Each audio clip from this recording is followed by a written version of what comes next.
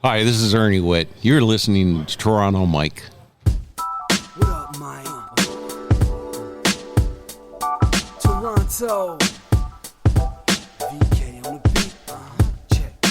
I'm in Toronto where you wanna get a city love. I'm from Toronto where you wanna get a city love. I'm in Toronto, Mike. We wanna get a city love. My city love me back for my city love. Welcome to episode 1768 of Toronto Mic'd, proudly brought to you by Great Lakes Brewery, a fiercely independent craft brewery who believes in supporting communities, good times, and brewing amazing beer.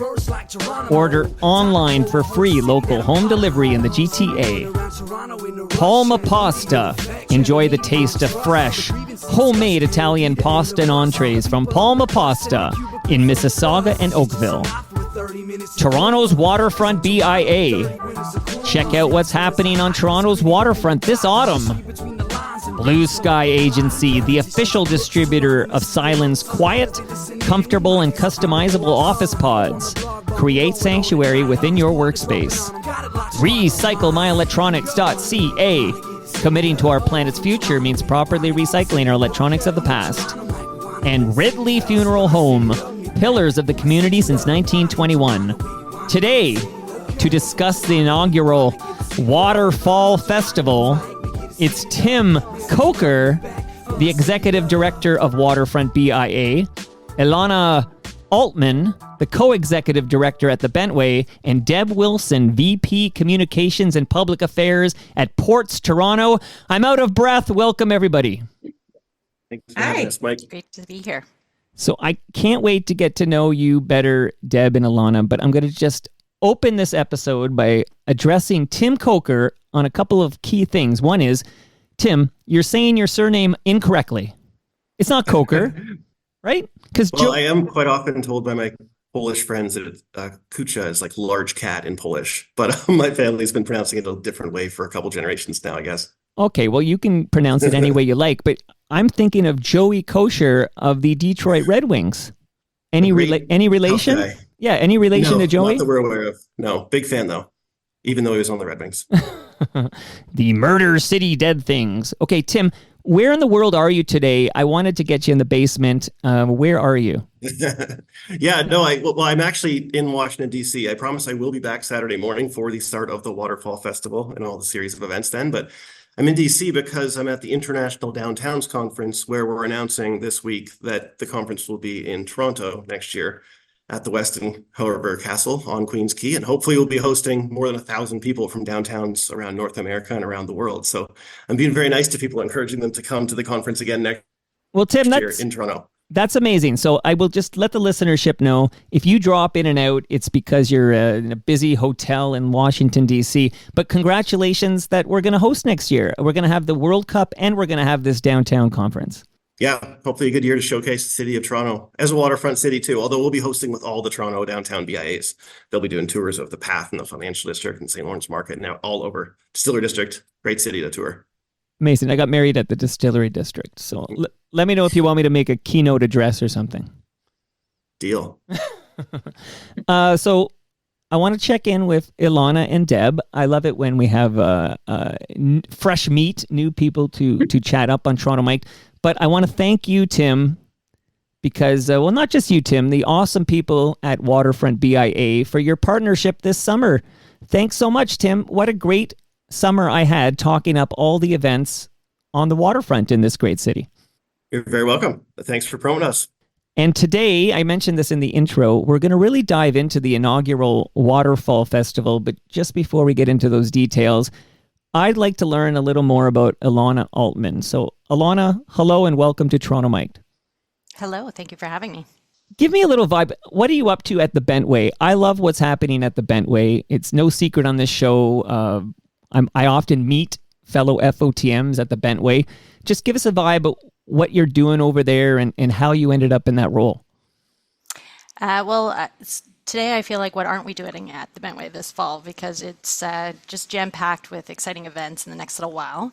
Many of you know the Bentway as the redeveloped space under the Gardiner Expressway on the west end of the city. And we've had just coming off an amazing summer filled with art and recreation. We have our last roller skate party of the year coming up tomorrow, as well as a whole host of workshops and tours.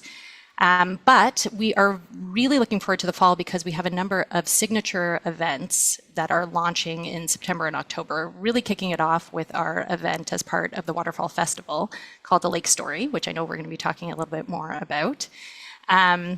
But equally, we have some fantastic multimedia presentations in October, a massive mural debuting underneath the Gardiner for the very first time. So lots of exciting stuff to come at the Phase 1 site, as well as across the city. And we're also really busy working on our growth plans to try to bring more Bentway benefit to the larger 7 kilometers of Gardiner stretch.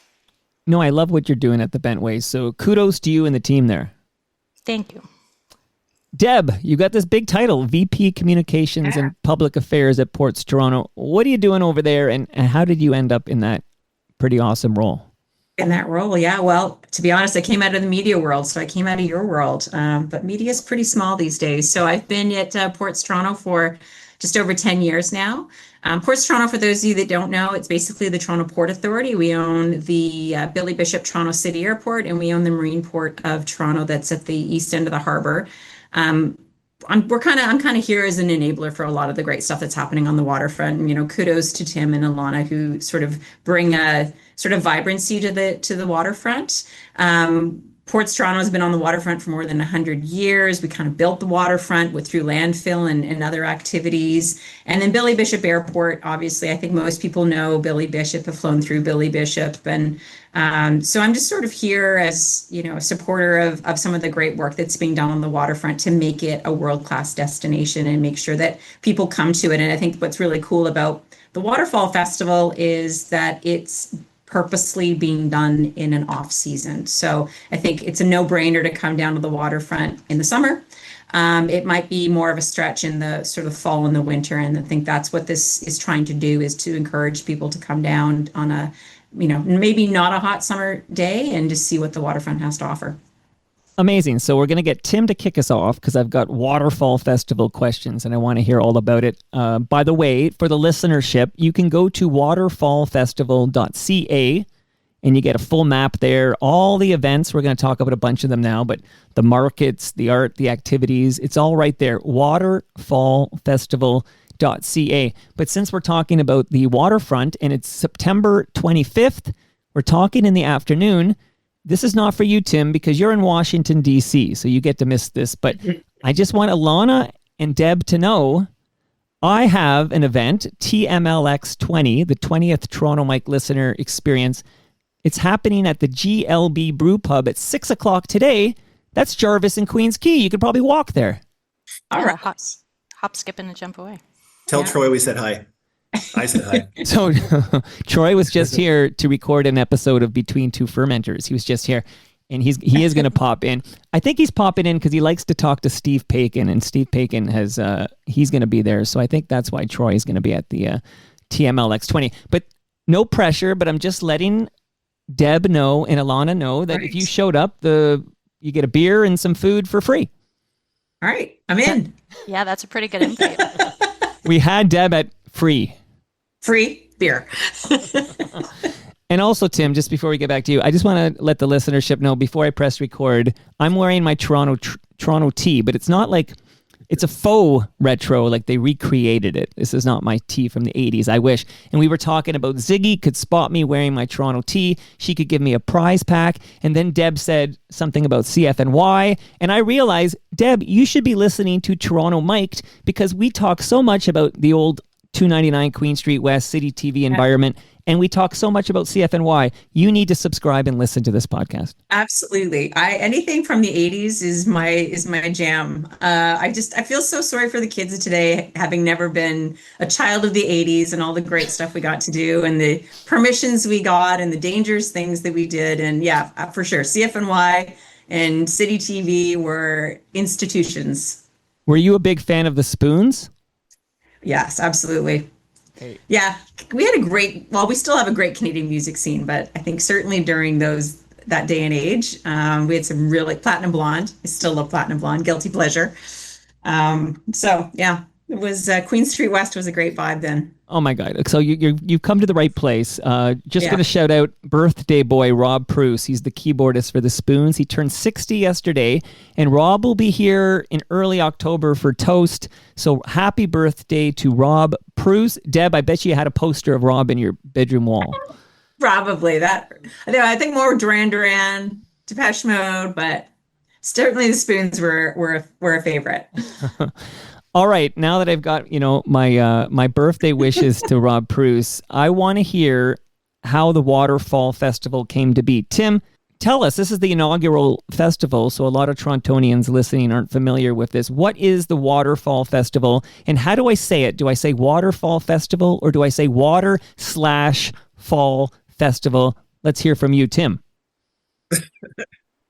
Someone on TV yesterday did use the slash, but we've been saying Waterfall Festival, but I guess you can say it however you want. Like, we just want people to visit. The quick description of what this is it's a number of different waterfront partners, programmers, sponsors doing things at the same time, mostly over the next 2 weekends. So this weekend, September 27 and 28, and then next weekend, October 4th and 5th. And if you come down to, it's primarily on Western Queens Quay. But there's also like major, Ilana's like biggest artwork that they're doing for the Bentway is actually in the Eastern Harbor. So it really is like kind of a waterfront wide event over multiple weekends in a way that we've not really seen before. And it's really just, to be honest, building on what a lot of the great partners here are doing already. But we're finding that like in the fall season, as we see more events popping up in the fall, that's great. But visitation drops significantly usually after Labor Day. So we thought that as a way to hopefully increase the perception of what to do on the water in the fall, if we all did everything together, it would give us a better chance to co-promote it as multiple things going on at the same time, hopefully encourage visits from further away, and just give us something to build on for the future, because we think that the waterfront is growing at like an astronomical rate. I mean, the Portland's just starting to be developed, and that's a whole different thing. You saw a huge new park open there where Ilana will be active this weekend. And so we think that in the future, there's possibility to have like 10-kilometer long waterfront events. Like if you go like a revitalized Ontario Place, Exhibition Place, all the way through the Central Waterfront, Harbourfront Center, passing the Billy Bishop Airport, and then into the Eastern Waterfront and the Portlands, which is still developing. Like there will eventually be this 10-kilometer opportunity. And I have to give a little bit of credit just to back up into how this came up.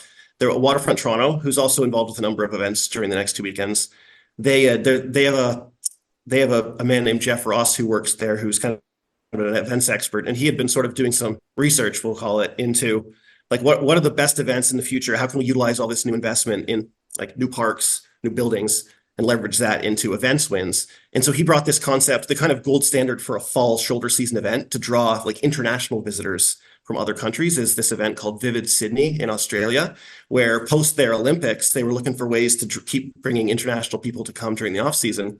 And they now have like a 10-kilometer long harborfront wide event. Like they light up the Sydney Opera House, but they also have they bring down, they have all kinds of performances and light and markets and things like that. There's also artists. And then they'll even do like a think tank type event. So for instance, in Toronto on Monday, we're co-promoting the Board of Trade's doing a waterfront symposium with the Minister of Tourism speaking, because that's the sort of thing we want to have, like so many different types of events during a period to really make people think about the waterfront as a destination in the fall differently. So this is a bit of a test. This was really just us building on that gold standard. In 10 to 15 years, hopefully we have something as big as Vivid Sydney. That's like a 3 or 4 week long event. In this case, we just this was a collaboration of all the great partners that are already doing things on the waterfront and just trying to build on what was already happening. Well, in honor of 80s girl Deb, I just want to say this sounds totally radical. All right. So Tim, I love it. You're said that in the 80s. I feel like everything was gnarly. I don't know. I used gnarly a lot in the 80s. I don't know if you did. Or maybe I used it. I don't think. I feel okay. Maybe it was late 80s when the surfer stuff started showing up in the. Yeah. It was a little Valley Girl thing in the radical. Yeah, okay.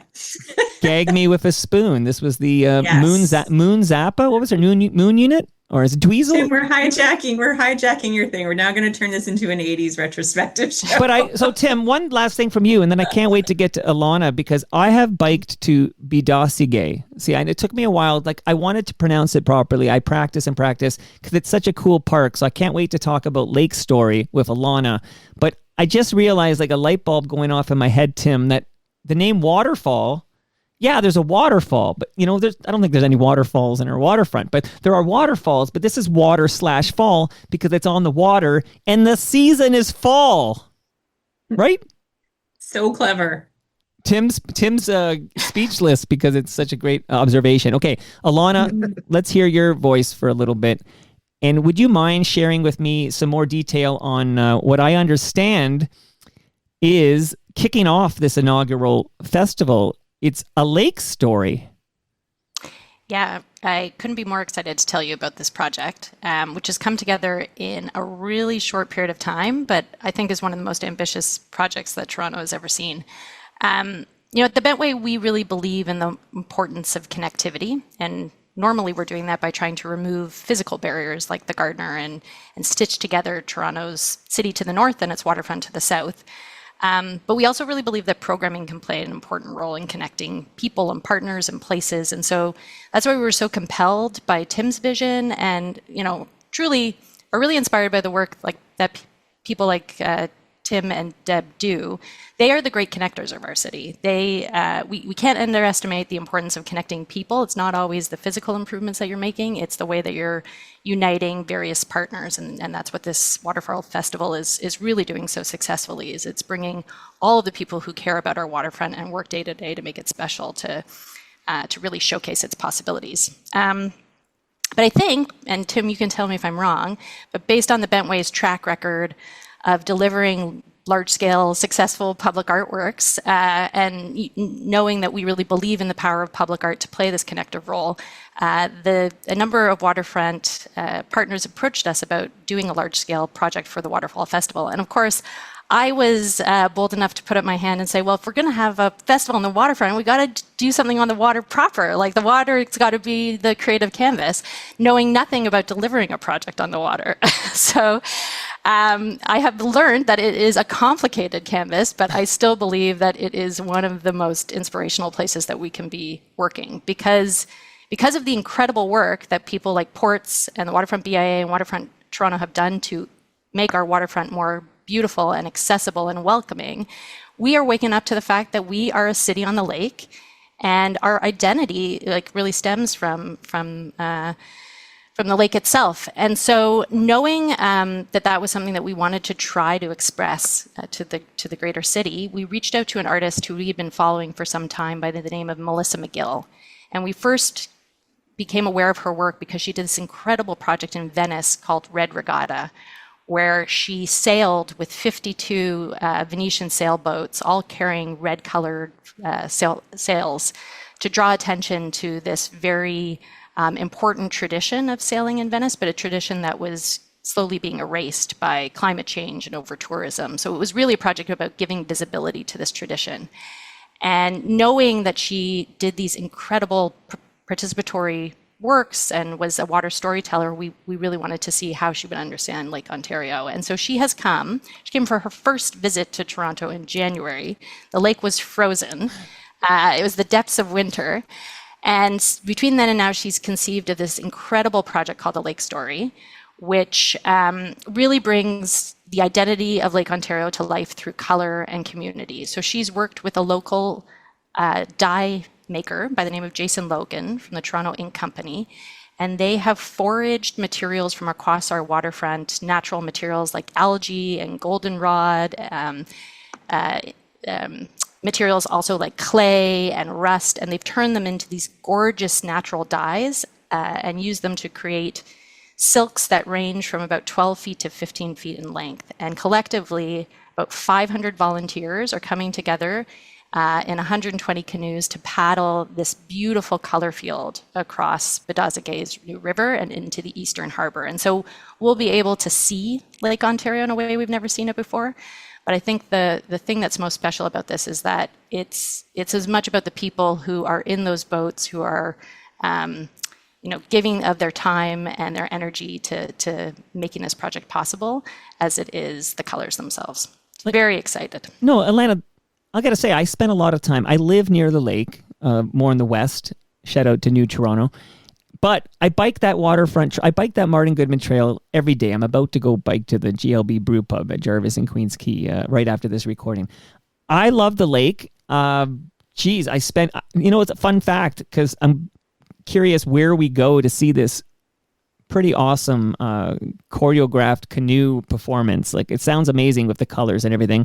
But coincidentally, while I'm hosting this event at GLB Brew Pub, Sloan is playing Sugar Beach, like right beside, that's where Chorus is. And for 102.1, The Edge, Sloan is like competing with my event tonight at the Sugar Beach. That's tough competition. But Sugar Beach is one of the places you can come and see a lake story. This is it. So I mentioned I got to visit the wonderful new park, the Bisadigay Park. And it sounds like there and Sugar Beach, this is where you would go to enjoy a lake story? Those are two of the best places, as well as the George Brown Waterfront campus. Exceptional views.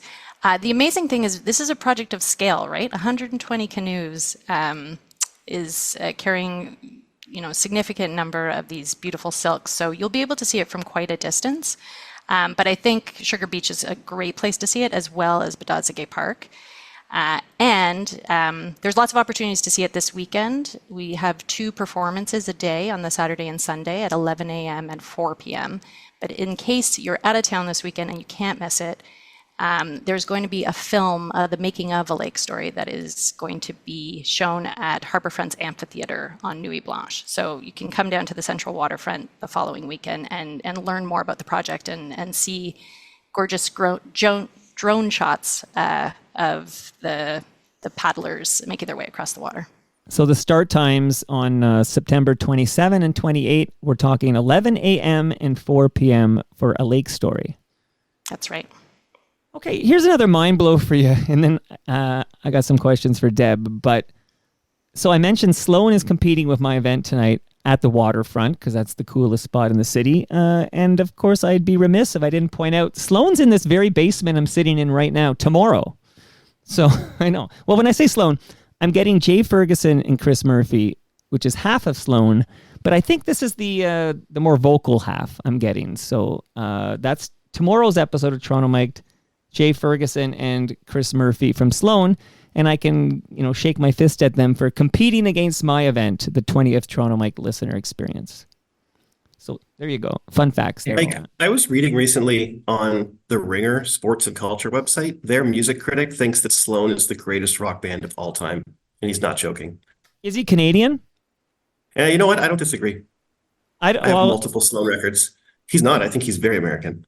Because that's amazing. That's a mind blow that an American rock critic would say Sloan is the greatest band in the world. That's awesome. Well, we also had Rush. I mean, we may have the second and first best rock bands of all time being from Canada, to be honest. So, but Tim, okay, sorry, that conversation. I'm getting off topic. I just had Paula Cole on, and I said I should call this tangential mic'd, is what I told her because of all the tangent. But I hate to say this because some people will be angry at me, especially FOTM's Rush Mike, and I can see James Edgar and others getting mad at me. But Rush is an acquired taste. Deb, are you a Rush fan? I also think it's a bit of a guy band. So I don't dislike Rush, but I can't say that I have had this like existential experience listening to them the way that most guys I know have. So if you're a guy of a certain age and you didn't like Rush, that is an anomaly. But you don't find a lot of girls that passionate about Rush. You said it, Deb. I was afraid to say it, but you came right out and said it. It's like Rage Against the Machine, right? That's another guy band that you don't see a lot of girls loving Rage Against the Machine. So Steely Dan. I don't think they've ever had a female fan ever. So I don't dislike Rush, and I think Geddy Lee's great, and Neil Peart was amazing. And I still listen to them when they come on the radio, but I didn't have a passion the way that most guys have a passion for it. Okay, the listeners are yelling at me if I don't ask you a quick question, Deb, which is, are you familiar with the song Subdivisions? Yeah, I was just going to say Subdivisions. When I said listen to them on there, I was going to say Subdivisions. I wish you had, okay, because, it's like we rehearsed this, but we did not.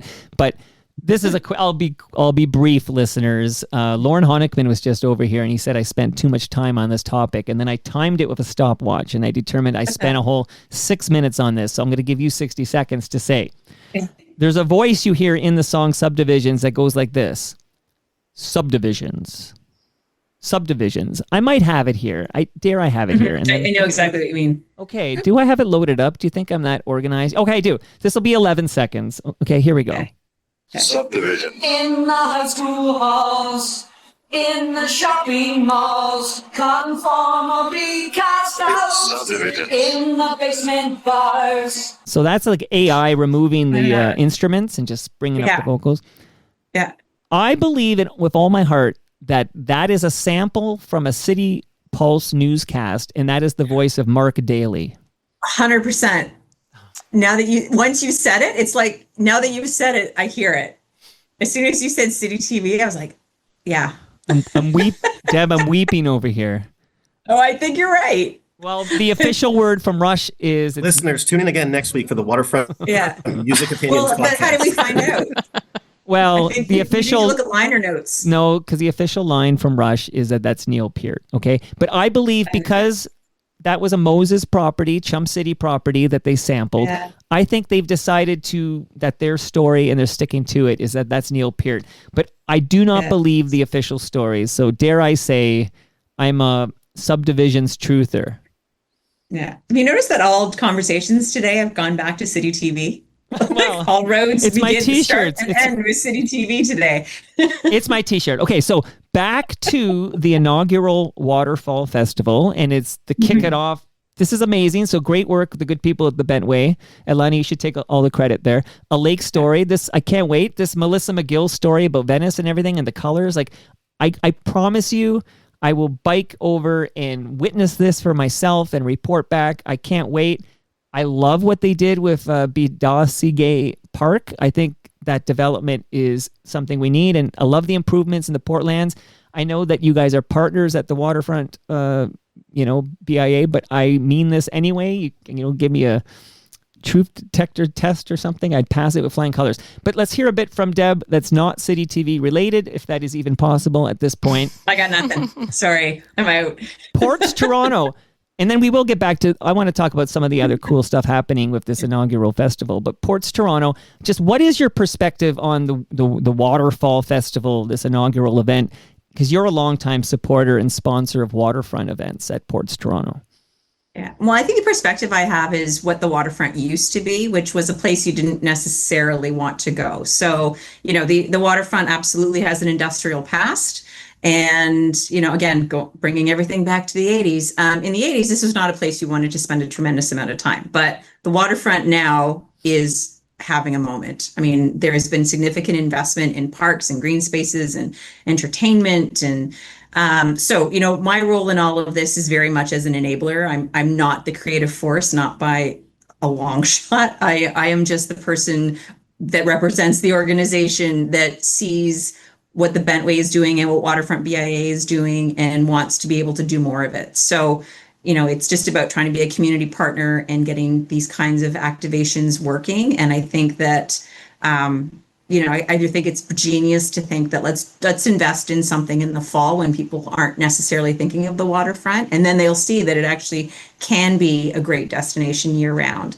But I think, overall, I do believe this is one of the best neighborhoods in Toronto, which, again, you couldn't say a couple decades ago. And there's been so much work put into making this a truly world-class waterfront. And when you look at the really, truly world-class cities, they always have great waterfronts. And ours was forgotten about for years and years. And now we're seeing that renaissance sweep across the waterfront. So it started in the west and now it's going towards the east with the new parks and what's happening in the Portlands. And there will always be an industrial component to the Portlands. I mean, there is a vibrant functioning port there that is a great economic impact and driver for the city. So that's not going anywhere. But not unlike the airport, there's an ability to have these commercial or industrial uses weave together with other creative, residential, experiential pursuits on the waterfront. So the one thing that I'll say about the Toronto's waterfront is it's a mixed use waterfront. So it's not exclusively parks. It's not exclusively businesses. It's not exclusively airports. It's a bit of everything. And I think that's what makes our waterfront so interesting is it's animated by so many different uses and they all work in balance. And I think that, just the people you have on this podcast today represent this idea that, I work for an airport. We're not a big creative force, nor should we be. But we see creative people like Ilana and go like, we want to do more of what she's doing, and what the Bentway's doing. So, and then, kudos to Tim, who, does yeoman's work herding the cats on the waterfront, because we're a diverse group with passionate interests, and he gets to try to organize us. So he, on a regular basis, is trying to build bridges and make connections, and so like credit to him for the patience to herd the cats. Well, speaking of building bridges, are you familiar with Josh Matlow's plan to have some kind of a gondola get you to the island?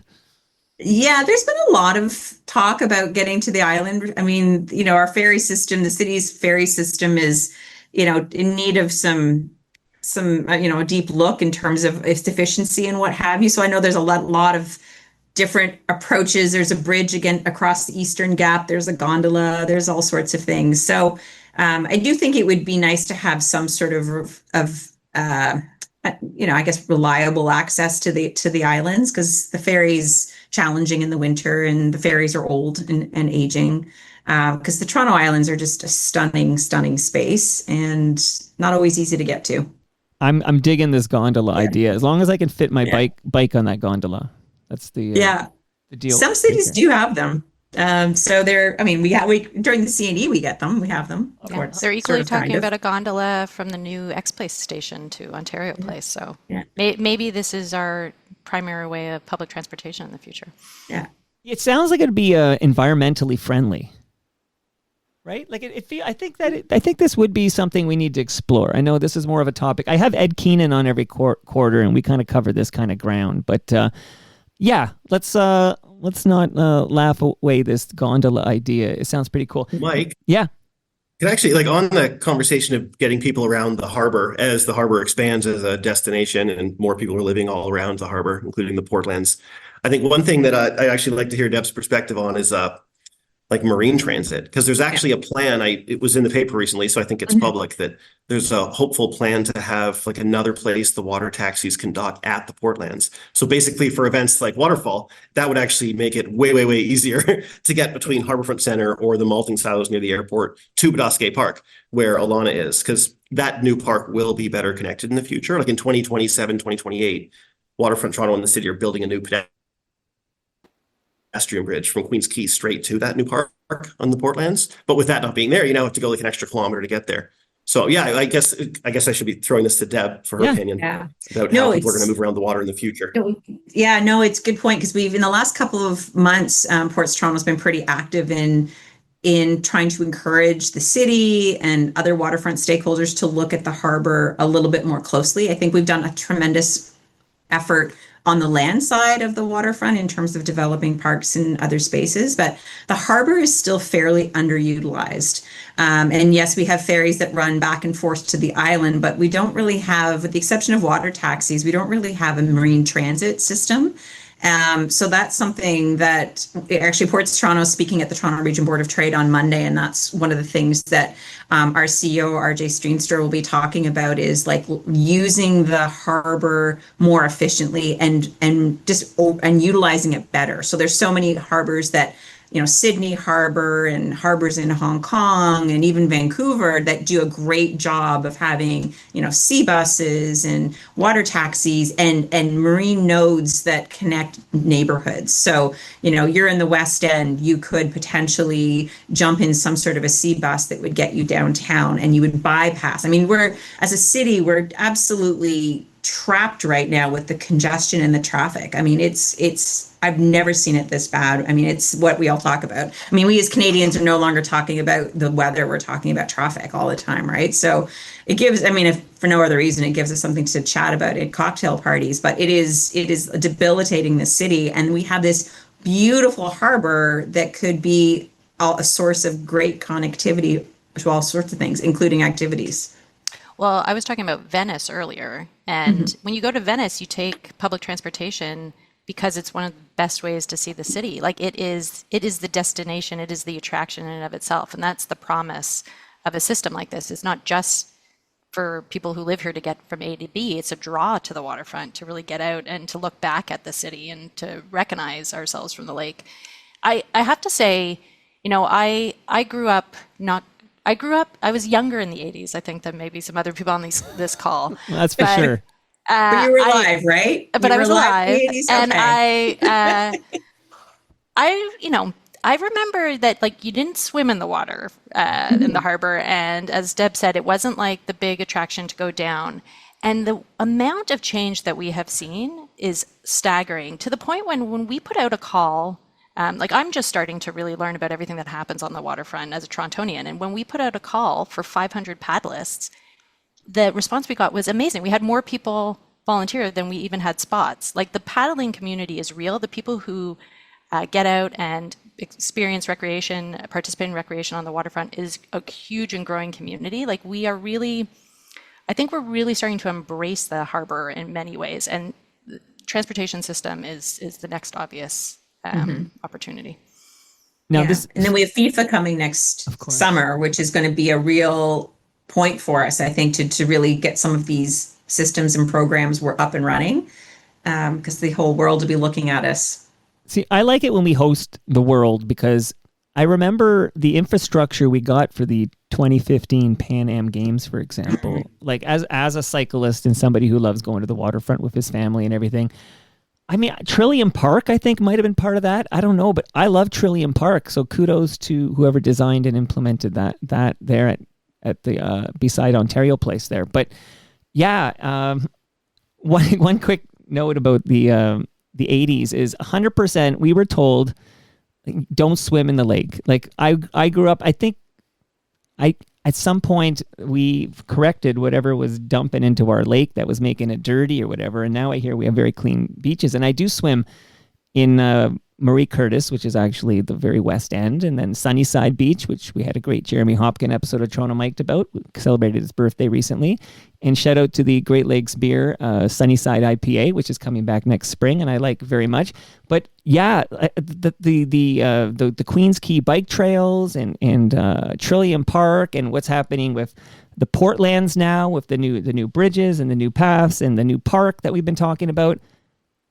Man, the waterfront is so much more accessible and available to Torontonians than I remember growing up in the 80s. Mm-hmm. Big difference. Can I ask you a question, Ilana, real quick about, so you mentioned the artist Melissa McGill, and you talked about, her work in Venice and everything, and she's basically responsible for this A Lake Story, which is bold public art performance. Did you speak to Melissa at all? Like, what does Melissa McGill, who is not a Canadian, like, what does she think of Toronto's waterfront? Well, I would say that she's really fallen in love with Toronto generally, in terms of the people that she's met here, the willingness of everybody to collaborate. I mean, we haven't really talked about what has enabled A Lake Story to come together in such short order, and it's the fact that we are working with the Waterfront BIA and Ports and Waterfront Toronto and George Brown and Redpath, like the number of partners who have gotten behind this project is pretty amazing, and that doesn't happen in all that many cities. So I think it's great to hear somebody from outside Toronto comment on what we're able to do here together. But I remember her very first impression when she came, and again, it was like in the depths of the winter, but she couldn't believe how protected our harbor was. Like the fact that the islands create this beautiful backdrop, and so even though it's huge, you can kind of get a sense of the scale because you can see its edges in a way that you can't with a lot of other water bodies. And for her, that meant it was such an amazing stage, like the perfect kind of proscenium to be able to do a show like this. I think that also everybody, including Melissa, has been so inspired by what's happening at the Portlands, and the fact that not only has Waterfront Toronto, the city, the province, feds gotten behind the creation of a beautiful park, but it's solving this flooding issue. That park is unlocking huge amounts of property to be able to deliver housing and to really ensure that the eastern part of our city can thrive. And the fact that our approach to that wasn't building hard seawalls or hard protections against flooding, but solving that with a park that is inviting people in and serving this double benefit. We shouldn't take for granted how special that is, what Toronto has created, because very few cities can say that they've done something that bold and ambitious. Very cool. Now, I went to waterfallfestival.ca. You can see the various events. So we've spent a lot of time talking about a lake story, but there's so much more going on. Like, who can tell me about this celebration of Indigenous culture and beauty that's happening at Union Station? Yeah, so no, I appreciate the opportunity because there's obviously quite a few partners from the Waterfall Festival that we can't have 12 people on this call. So that's at Union Station. The Toronto Open 3 is an Indigenous dance party that's going on this Saturday. And so Union Station has programming both weekends too. So we're actually co-promoting with them because we assume that most people coming down to the waterfront for events are coming through Union Station. So we thought it made sense to start co-promoting with them too. So we appreciate them being active these 2 weekends. And what about? Do you want me to mention a couple other things going on, or did you have Well, any I'm specific ones? I did my homework, Tim. Come on, but things that caught my eye. So I saw I love music. I love live music. Even though Sloan is stealing my spotlight at Sugar Beach tonight, that's unrelated to the Waterfall Festival. But there's music garden concerts, and I was checking it out, and I can shout out at least one FOTM. So FOTM means Friend of Toronto Mike. And all 3 of you are now FOTM, so welcome to the club. Pat yourself on the back. But I did see Sean Jones, for example, just to randomly pick one guy who's been in this basement. We had a great chat. But Sean Jones, great singer, is going to be performing a music garden concert on September 27th. That is Saturday night, if my math is right. Yes, at 7:30 p.m. So this is all at waterfallfestival.ca, but can you speak to these like music garden concerts? Yeah, so that was something the BIA was able to add because Music Garden is between where OCAD will have a Maker's Market this weekend on Saturday and HTO Park and Harbourfront Center, where there will also be programming. So yeah, the concerts are great. I mean, we're doing them twice a day. I believe it's at 1 and 7 each. Yeah, and I know Begonia is also one that people are talking about a lot, is going to be performing. But that's actually I want to give a shout out to Dorsa on our team at the BIA. She got these lights installed there where it like reacts to sound. So we actually kind of hold those for the fall winter and have been testing out like how we could do concerts and hopefully draw bigger crowds in both the fall and the winter. So yeah, there's 2 concerts per day, both weekends of the Waterfall Festival. Okay, and one more, and then I want to hear greatest hits that aren't on my list here. But, I'm an English major. Of course, I want to hear about Gatsby Redux. What is Gatsby Redux? Yeah, that's a ticketed event at Harbourfront Center, which I guess you're expected to dress up like you're at the Great Gatsby's parties. And it's a big dance concert. Yeah. So yeah, that's a ticketed event. I mean, check on, I know they're selling fast. So if you want that one, go on today to the website and book some tickets. Okay, now this is your chance, Tim, obviously there's a lot going on. So it's 2 weekends, just to reset everything. So this is happening on the waterfront, various locations. Go to the website, you can see the map and everything. But we're talking about this coming weekend. We're talking on a Thursday, and we're talking about September 27, 28, 2025. And then again, October 4th and 5th, 2025. All 3 of you, free for all, if you want to shout out any other cool events that are a part of the Waterfall Festival. Others first. Okay, yeah, just in terms of a couple we haven't mentioned yet, one of the ticketed events is the Toronto Society of Architects is doing boat tours of the waterfront for the first time. So that's kind of a pilot. It's in the fall, and we're hoping that in the future that becomes sort of a standard Society of Architects project because most people are familiar around the world. If you go to Chicago, pretty much everyone does their architectural boat tours. So we approached the Toronto Society of Architects. They were very interested in doing it. So they're testing out like their scripts and how they deal with audiences and how they do boat tours for the first time as part of this. Those are also ticketed, so please go get them quick because I know they're almost sold out. And then another one, well, I guess I should just mention the kind of things are going to be changing for the second weekend too. I mean, one sign of success will be, do we see people coming back for a second time? And so at HTO Park, both weekends, there will be street eats markets. We'll have a harvest market. And then the second weekend, Ontario Culture Days is doing, I believe the artist is named Natalie King, is going to be painting the pathways. I believe it's interactive. Like you can go and actually help her paint. And so over the course of the second weekend, there'll be extra things going on at HTO Park. And then at the malting silos at Bathurst Quay, like where you go into the island airport, that's where OCAD's programming both weekends. I think I already mentioned this weekend, they have a sustainable makers market and then both days. And then next weekend for Nuit Blanche, they're going to have a massive light show starting at 6 p.m. on the silos. It's going to be awesome. Yeah, that'll be worth seeing for sure. Yeah. Yeah, no, it all sounds great. Go ahead, Ilana. No, the thing that I'm really excited about with regards to this festival is that it's not a one-off, and I really appreciate the way that Tim and the folks at the BIA, the way they approached this, that it wasn't like parachuting down a new festival. It was about lifting up all of the partners who are working on the waterfront already to draw attention to what they're doing. I think that that's the secret to success of a great long-lasting festival, is that you're working with the people who are there and are invested and who know the place and the communities best. And the lighting of the silos, this is the second year that OCAD's coming back to do this amazing projection. And I think that whole idea of like starting to build new traditions in our city and marking our calendar, we know that the late September, early October window is the window to be at the waterfront. I have no doubt that this festival, we're going to see that same sort of attention and, eager anticipation of these great events. And, hopefully every year we see those silos lit up with beautiful projections at this time of year. Mm-hmm. This is really cool. Now, Tim, do you mind if I steal a couple of minutes here at the end to just ask Ilana and Deb some questions related to their respective organizations there? Because I realize I have someone from the Bentway and someone from PortsToronto here. So I can hijack this, Tim? Of course. Okay, good. So, Ilana, could you share for the listenership the mandate of Bentway? Like, I read Under Gardner Corridor Public Realm Plan, which rolls off the tongue. I feel like that title. Can you tell us what is Under Gardner Corridor Public Realm Plan? Yeah, we call it the Under Gardner PRP for short, if that's helpful. So hopefully all of your listeners know and love the Bentway.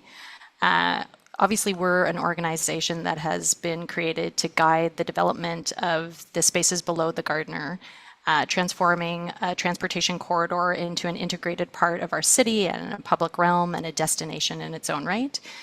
But the Bentway, I'd like to say that the Bentway was the largest pilot project that Toronto ever took on, because it was really a bit of a leap of faith. Nobody knew if things would grow under the Gardner. Nobody knew if people would want to spend time there. And 8 years on, I think we can say that that pilot project was an enormous success, and that we want to see more of it in Toronto. What we call our phase one site, the site on the west that runs the frontage of Fort York, runs just over half a kilometer in length, but the Gardner corridor is elevated for 7 kilometers end to end from Dufferin to the DVP. So there's a lot more highway to address. And so with that in mind, and knowing the sheer level of investment that the city and private developers and partners like Deb and Waterfront, Deb at Ports and Waterfront Toronto are making into this part of the city, we wanted to ensure that the improvements that we'd proven out at the Bentway could be extended across the larger 7 kilometers. So we worked collaboratively with the city to develop this public realm plan, which is a vision for improvements along the full stretch of the Gardner corridor, wayfinding and lighting and connective trails and improved intersections, which I'm sure everybody listening is applauding for, because I think everybody can agree that those are some of the trickiest parts of the city, those Lakeshore under Gardner intersections. And we've been lucky enough to work with Tim at the BIA, as well as the city's BIA office and the Fort York City Place BIA, to make some near-term improvements, including a lighting pilot that's popping up at Dan Lucky Way later this fall, which we're very excited about. But slowly but surely, we're transforming that underside of the Gardner, and I hope that one day soon, when people say, what do you want to do when you come to Toronto, we don't just point them to the water's edge, we point them to the under Gardner space as well, like we'll call it the northern edge of the waterfront, and say that you know this is one of the best places to experience Toronto. Very cool. So I can call this the UGCPRP. No C. UG. Where does corridor go? They did corridor leave? Under Gardner Public Realm Plan, but we call it the Gardner Corridor. Because the first step in identifying something as a place is giving it a name, right? It's like a non-place right now, but it's actually a really important corridor and a spine in our city that's connecting so many civic priorities. And the name the Bentway has stuck. I mean, I won't. After the recording, I'll tell you a custom we have in the TMU community, the Toronto Mike universe. But Deb, PortsToronto. Yes. Please, what is the Billy Bishop Toronto City Airport's neighborhood integration vision? Oh, That also rolls off the tongue. It's, yeah, there's a nice little acronym there. I mean, I think the important thing about Billy Bishop Airport that makes it different than every other airport you've probably ever been to is we actually want to be part of the community. And I know that sounds motherhood and it's not meant to be. It really is. We want people to come to the airport, whether they have a boarding pass or not. So unlike Pearson, where no boarding pass, no service, we actually want people in the community to come into the airport. My favorite thing in the world is on a Saturday morning watching the parents and little kids on the ferry, because the ferry's free. And, anyone who's a parent, which I think is most of us on this podcast right now, it's like you wake up Saturday morning, you're like, what am I going to do with this kid until nap time? And I love that on a Saturday morning, our ferry is filled with families who are looking to kill time, and this is a free thing for them to do. And we're okay with that because we want people to come to the airport. We want them to ride the ferry. We want them to sit on our dock wall, which, by the way, if you haven't sat on the dock wall on the airport side, it's got the best view of the city possible. So our dock wall is the Western Gap, and we put Muskoka chairs or Adirondack chairs along the dock wall because we want people to come and sit and have a coffee and look at this as either best sunrise or best sunset you'll ever see in terms of the skyline. We want them to come in and have a booster juice or whatever. So I think unlike most airports, we really want to be integrated into the community. We have amazing public art that we've invested in. The terminal partner, Newport Aviation, has done a great job of bringing art. So for example, just today, like literally minutes ago, they unveiled this massive First Nations mural on the side of our terminal, which is stunning.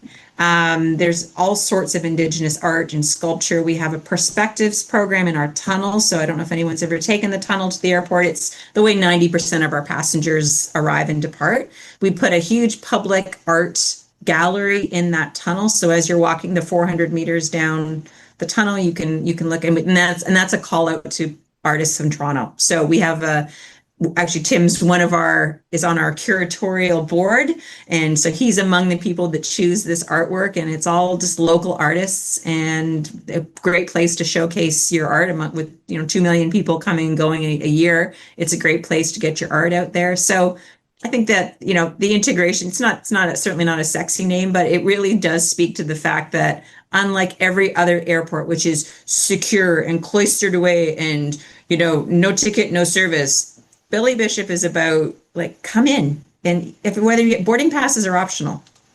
Deb, I honestly don't think I knew that you were welcoming people who didn't have a ticket to fly out of Billy Bishop. Yeah, I mean, you can only you're not obviously not going to get near a plane without a boarding pass, but there's lots of other fun stuff to do. Like the tunnel itself is an architectural wonder. Yeah, the airport. Go ahead, Tim. Side of that. Yeah. The airport side of the channel is basically a public park. You can see the artwork there when you look over before you're on the island. So I go over there sometimes. Yeah. Okay, so we do this doors. Go ahead. Okay. No, I was going to say, we do doors open every May, which is a City of Toronto initiative. And we get 20,000 people that come to the airport. Now that day is a bit of a special day because we do open up secure areas and allow people to sort of climb on the maintenance equipment and go inside a helicopter and do all sorts of neat stuff. But I think that just sort of speaks to people's fascination with airports. And it is a great place to just come and watch planes take off. I love this so much. Go ahead, Tim. Can I just ask, Mike, Deb, how many cruise ships came into the harbor this year at the other end of the harbor on the east end? Yeah, that's a good point. So this is a little known fact. So your listeners will hear it here first. We have a thriving cruise ship business out of the harbor. And these are not the harbor cruises, like the little booze cruises that you see in the inner harbor. These are big international cruise ships. So they're not Royal Caribbean big, but they're still very big. And we have 5 different cruise ship companies. So this year we had close to 50 cruise ships come in. They bring in thousands of passengers, which are tourists and we're also Toronto's the turnaround point for these Great Lakes cruises. So they come down the St. Lawrence, they cruise around the Great Lakes. Toronto's the turnaround point in the sense that it's where the passengers get on and get off. So the impact to Toronto is that all of these passengers go and eat at our restaurants and shop at our malls and take in all these attractions. So, it's kind of interesting. I mean, the reason we're called PortsToronto is because there's a port on the east end, which is, a shipping port, but also a cruise ship port. And then we've got Billy Bishop on the west end, which is an airport. I learned so much. I learned so much from this chat we all had. So not just Waterfall Festival, where I can go to waterfallfestival.ca and learn more about that. That's happening this weekend and next weekend. But just chatting with you, Ilana, and you, Deborah, and Tim. We had a couple of dropouts, I'm not going to lie, but overall, your Wi-Fi held up there in Washington, D.C. We just filled in the gaps. You know what? There'd be moments I'll where see you guys said nice things while I was off. Well, you'll hear, you dropped out for 1.5 seconds. So you sort of we just pause and see what's going to come after that. It's it wasn't so bad. But I want to thank you all. Thank you, Tim, again, for partnering with Toronto Mike. I loved it. You got to come back. That's how much I loved it. Are you going to commit that you're coming back, Tim? Well, thank you, Mike. Yeah, no, I think it was great. We appreciated that your podcast was promoting visiting the waterfront, all the different parts of the waterfront that are so great through the summer. So, hopefully we'll talk about it again for next year too. Okay, I think that's legally binding. Okay, and Deborah, let's start with you. We had a good chat about subdivisions, which I appreciated. And it was great to meet you and find out what's going on at PortsToronto. And you Ilana, ever do a podcast on 80s music? I'm happy to come back. I would totally do that. Growing up in the 80s. I would totally do that. Okay. And Ilana, I love the Bentway. Thank you. We love that you love the Bentway, and hopefully all your listeners do too. And I am totally down to do an 80s costume themed episode if we ever do it again too. Because I may have been young, but I definitely dressed up with neon hair for many Halloweens.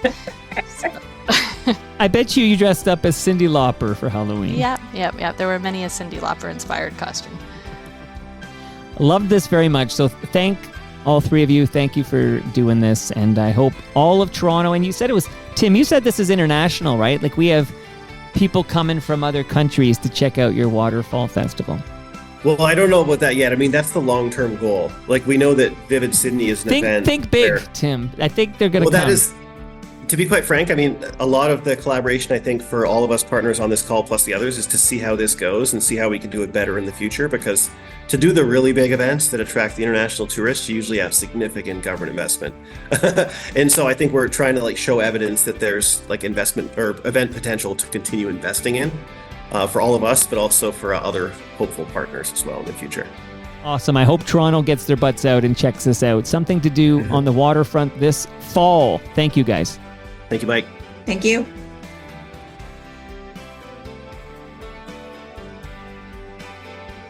And that brings us to the end of our 1,768th show. Go to torontomike.com for all your Toronto Mike needs. Much love to all who made this possible. That's patrons like you. Go to patreon.com/TorontoMike and become a member today. I'm actually posting inside info there. I'm finally doing it, so check it out. Great Lakes Brewery. They're hosting us in a couple of hours at the GLB Brew Pub at Jarvis and Queens Quay. Can't wait to see everybody at TMLX 20. Palma Pasta. They're hosting us at TMLX 21. Palma's Kitchen, November 29. That's a Saturday. At noon to 3. Be there. Toronto's Waterfront BIA. You know what you're doing the next couple of weekends. You're checking out the Waterfall Festival. Go to waterfallfestival.ca to learn more. RecycleMyElectronics.ca. Blue Sky Agency and Ridley Funeral Home. I recorded a new episode of Life's Undertaking with Brad Jones just yesterday. I hope to see Brad at TMLX 20 tonight. See you all tomorrow when my special guests are Jay Ferguson and Chris Murphy from a little rock band you may know called Sloan. See you all then.